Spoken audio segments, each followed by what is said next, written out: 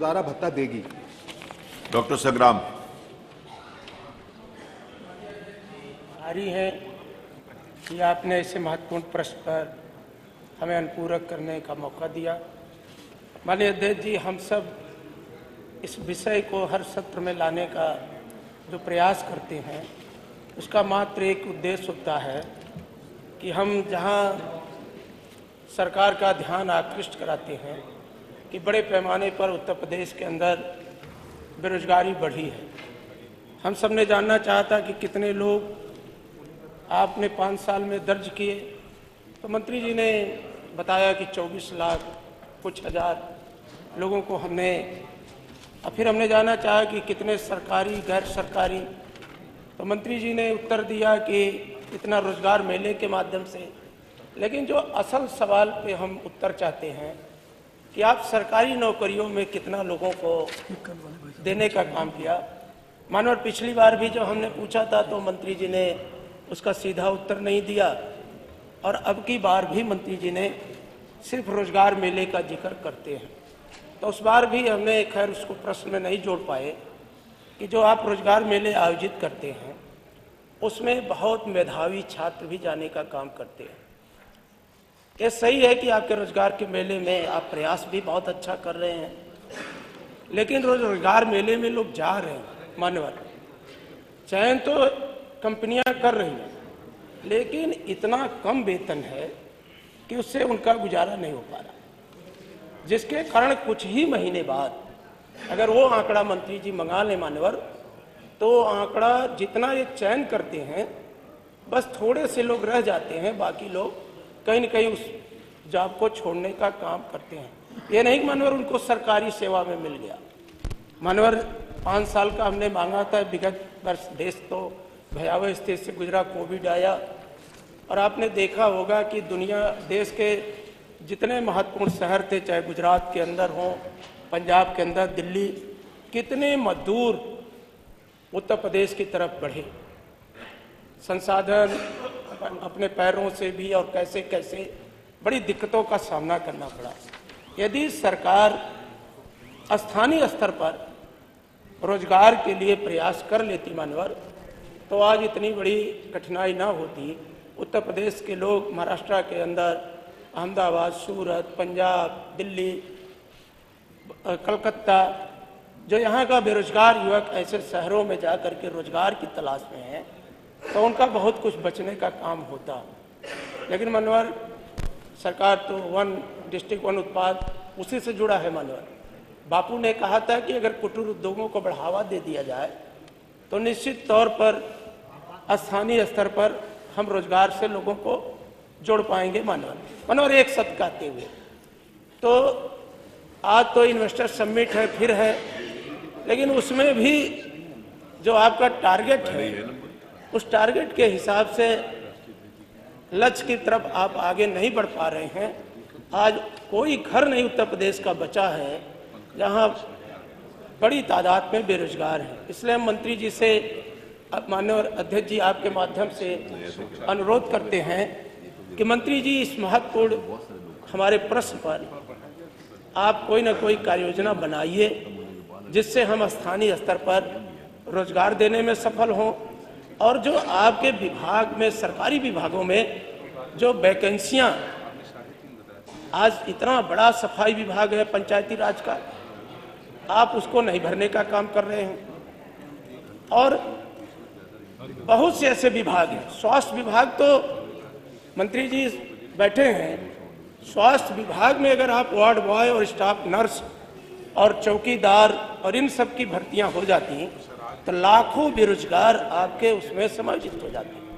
हमारा पीओडी विभाग तो इधर कुछ काम ही नहीं कर रहा। संग्राम जी प्लस प्रश्न पूछ लो प्लीज। मानवर 4 सवाल। मैं आपके माध्यम से सरकार से जानना चाहता हूं कि स्थानीय स्तर पर रोजगार उपलब्ध कराने के लिए सरकार क्या प्रयास करेगी, और करेगी तो कब तक? माननीय मंत्री जी। माननीय अध्यक्ष जी, पहले तो माननीय सदस्य फहीम जी ने जो बात कही, मैं उसका उत्तर देना चाहूँगा। आपने पूछा था पिछले 5 वर्ष में कितने लोगों ने सेवा योजन विभाग के पोर्टल पर अपने आप को पंजीकृत कराया है। हमने उसका उत्तर दिया है। आपने शेष लोगों के बारे में जानना चाहा है तो मैं आपको स्पष्ट कर दूं कि ऐसा कोई प्रतिबंध नहीं है हमारे पोर्टल पर कि आप कहीं निजी क्षेत्र में सेवा योजित हो गए या स्वरोजगार से अपने आप को जोड़कर अपनी बेरोजगारी की समस्या का आपने समाधान कर लिया तो आप हमारे पोर्टल से हट जाइए। ऐसा कोई प्रतिबंध नहीं है। जो लोग एक बार हमारे पोर्टल पर आ जाते हैं वो और बेहतर अवसर की तलाश में हमारे पोर्टल पर बने रहते हैं। तो जो ये आंकड़े आपके सामने हैं ये जो प्रदर्शित करता है कि आपको लगता है कि नहीं ये इतने लोगों ने रजिस्टर्ड अपने आप को कराया तो वो संख्या वहीं तक बनी है, ऐसा नहीं है। जिन लोगों को हम सेवा योजित कर दे रहे हैं वो भी पोर्टल पर बने हुए हैं, वो हटे नहीं है, इसलिए ये संख्या आपको दिख रही है।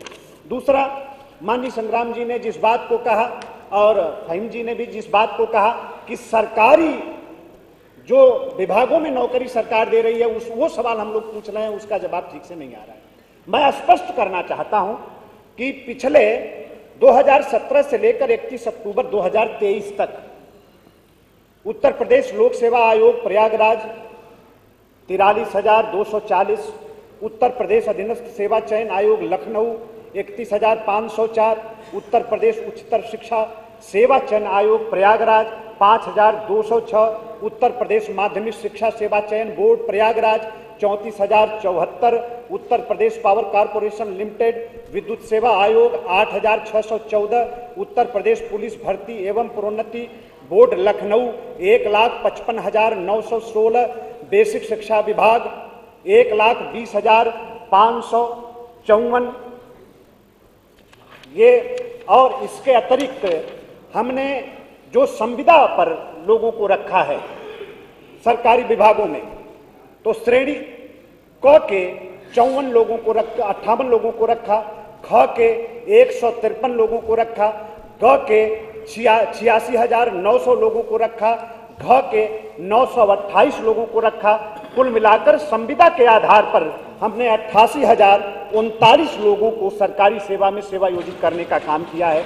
आउटसोर्सिंग के माध्यम से भी मान्यवर श्रेणी क के आधार पर हमने 25 लोगों को, श्रेणी ख के आधार पर हमने 815 लोगों को, श्रेणी ग के आधार पर हमने 55,194 लोगों को और श्रेणी घ के आधार पर हमने 47,571 लोगों को, सब मिला जुलाकर 1,03,605 लोगों को हमने निजी क्षेत्र में सेवा योजित करने का काम किया है और 9 लाख से भी ज्यादा लोगों को हमने रोजगार मेलों के माध्यम से हमने उनको सेवा योजित करने का काम किया है।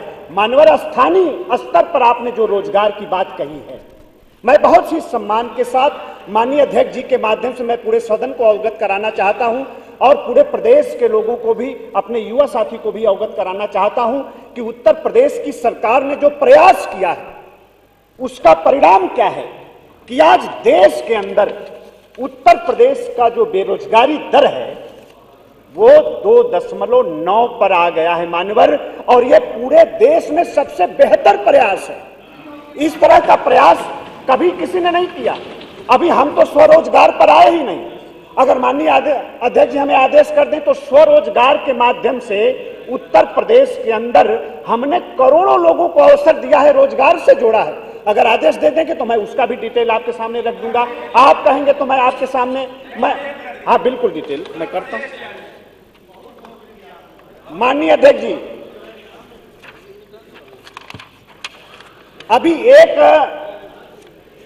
उत्तर प्रदेश हमारा श्रम विभाग, हमारा सेवा योजन विभाग, माननीय हमारे कामगार आज इजराइल जा रहे हैं और इजराइल और भारत के जो हमारे संबंध हैं उसको और मजबूत और प्रगाढ़ कर रहे हैं। इजराइल के नवनिर्माण में उत्तर प्रदेश का कामगार आज भागीदार बन रहा है मानवर, और 5,087 कामगार इजराइल सरकार के लोग आए उत्तर प्रदेश के अंदर और 5,087 हमारे कामगार इजराइल जा रहे हैं मानवर। मैं इस बात का भी आपके माध्यम से पूरे सदन को सूचना देना चाह रहा हूं। अगर आपका आदेश हो तो जो स्वरोजगार के माध्यम से देखो संक्रांति डिटेल कह रहे हैं, डिबेट नहीं हो रही, मैंने इसीलिए बात बोलता हूँ, तो ये मैं प्रश्न भेज काल दूंगा, है, वो डिबेट डिटेल है नहीं मेरे है। पास। जो प्रश्न आप पूछा कहते हैं जाए स्वरोजगार को भी मैं भेज दूँ। तो आप भिजवा दीजिएगा। अगला प्रश्न लेते हैं राजेंद्र प्रसाद जी का, श्री राजेंद्र प्रसाद चौधरी। श्री राजेंद्र प्रसाद चौधरी, वो खुद माननीय मंत्री जी ने कहा कि डिटेल भेज देंगे, उन्होंने स्वयं माननीय अध्यक्ष जी,